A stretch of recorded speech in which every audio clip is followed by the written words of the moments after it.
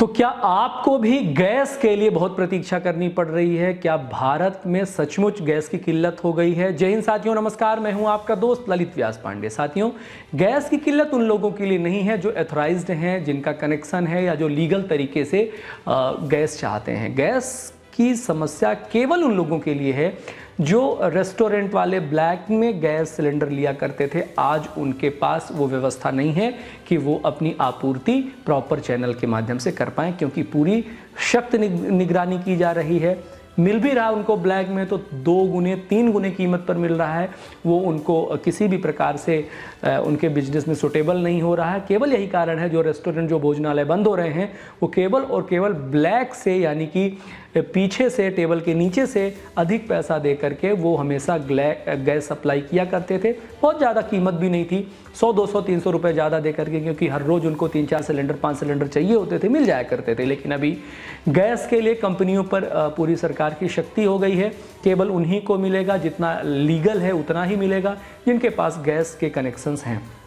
इसलिए गैस की किल्लत नहीं है, गैस की मारामारी नहीं है, केवल गैस में उन लोगों को दिक्कत हो रही है जिनके पास उनके पर्सनल कनेक्शन नहीं है। तो यही वो समय होता है कि आप लीगल तरीके से अपने सारे डॉक्यूमेंट कंप्लीट करवा लीजिए।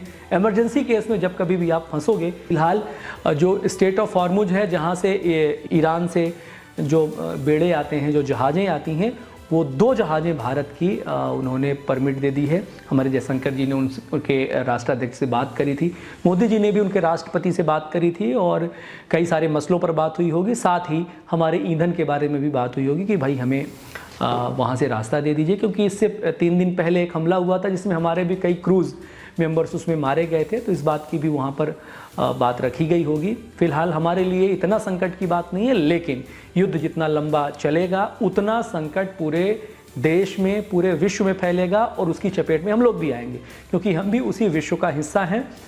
क्योंकि बहुत सारे प्रोडक्ट हम लोग इंपोर्ट करते हैं, और इंपोर्ट करने वाले प्रोडक्ट दूसरे कंट्रीज से आते हैं।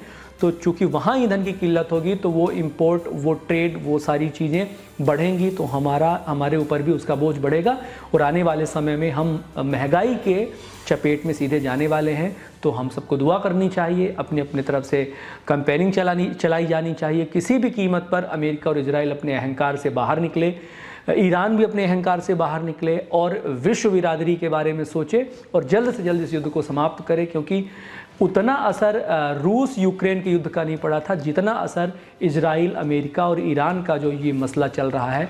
पूरा विश्व परेशान है, और सब पर इसका असर देखने को मिल रहा है। जय हिंद, जय भारत, वंदे मातरम। ख्याल रखिए।